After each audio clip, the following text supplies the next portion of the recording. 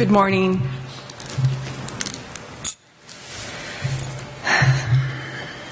Ana Mendiola, 44 years of age, was my carefree, loving, generous, feisty, strong-willed older sibling. Growing up, I must say she was very difficult to live with. She always cheated at games. If we played jacks, she always won.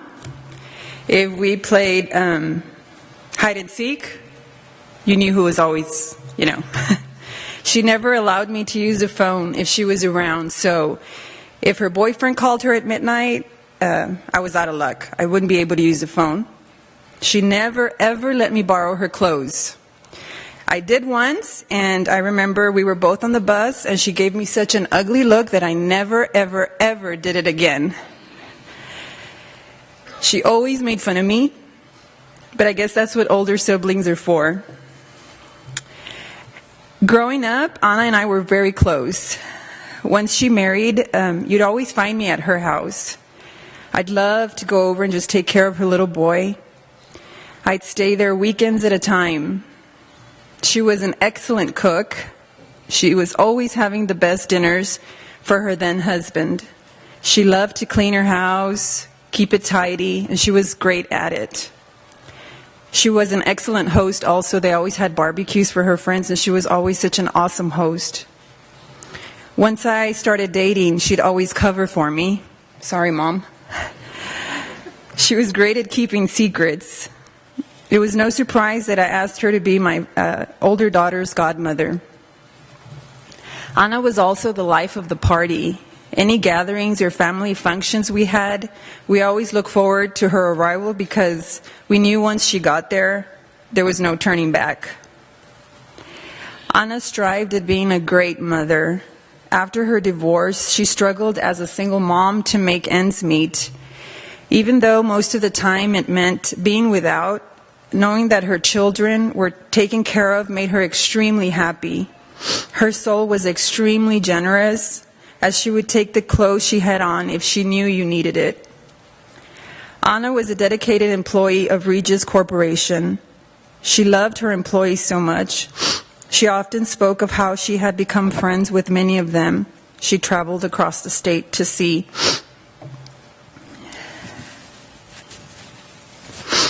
Above all, Ana was an excellent daughter. My parents were the love of her life. Every single day, even if she was out of town, which was often, she always called my mother and father. And she always called to say that she was safe and to tell my dad that she loved him. Ana was ecstatic about becoming a young grandma.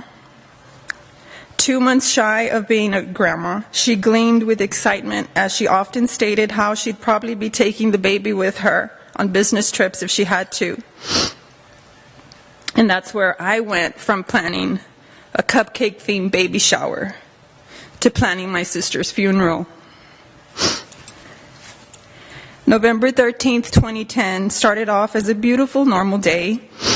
I left Mass that evening, and ironically, on that same stretch of highway, Expressway 83 in Penitas, Texas, I commented to my husband about an hour before all hell broke loose about how dangerous that particular intersection had become.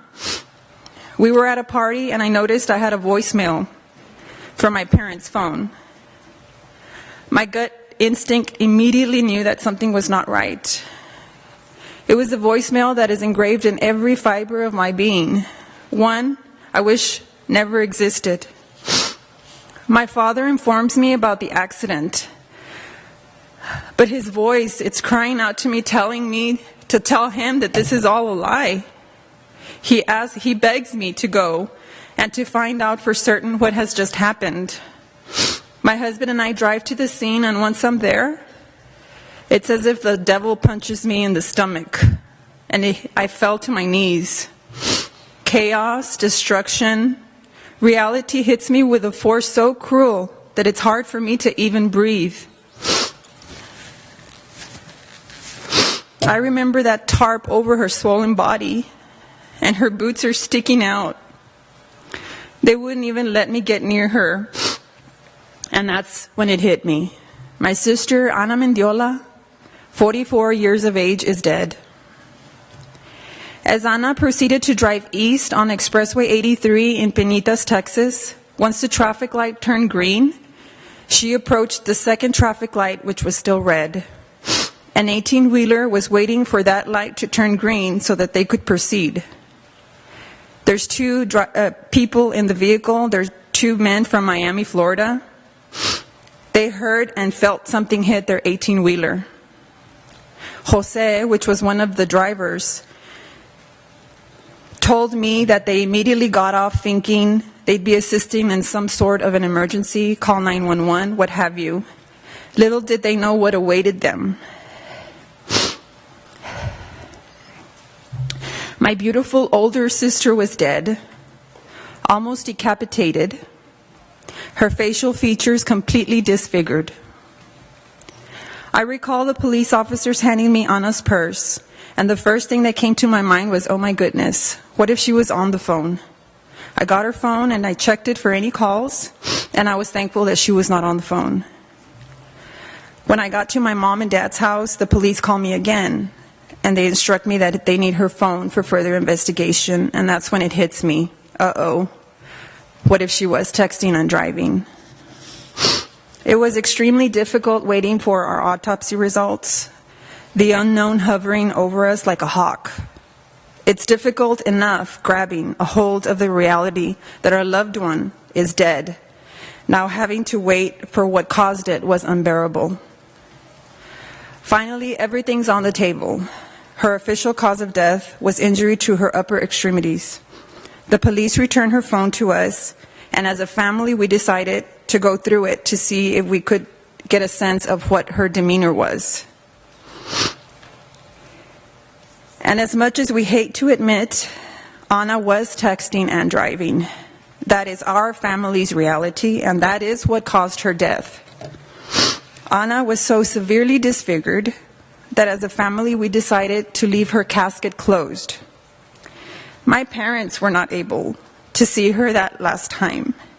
Her children were not able to say goodbye. We were not able to say goodbye.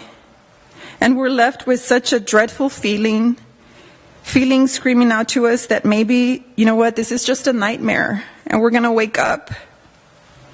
Not being able to see her and to say goodbye has extremely scarred us all. Jose, one of the driver of the 18-wheeler, called me a few months back and asked if I would please send a picture of her, because he was dealing with recurring nightmares of what he saw that night. And my heart went out to him as I realized the reality of the circumstances that evening. Not only was our family suffering, others were suffering with such horrific images day after day, night after night, unbearable to live with on a daily basis. Every morning that I wake up and my feet touch the ground, I ask my Heavenly Father to give my mother and father, my niece and my nephew, my siblings, myself, the strength to continue just one day at a time. The toll that this takes on our family, other families, is overwhelming. Depression, tears, anger, resentment, and the whys of it all, they're just never ending. You start off with shock, then fear. So many different emotions that make living a daily roller coaster. You know deep down inside you need to change and try with all our hearts and souls to cope, but somehow it's just so difficult. January 6th of 2011, our beautiful Edelyn May Solis was born. Ana's granddaughter brought so much joy, laughter, and love to our family. As we first laid on her, we were so overwhelmed with emotion.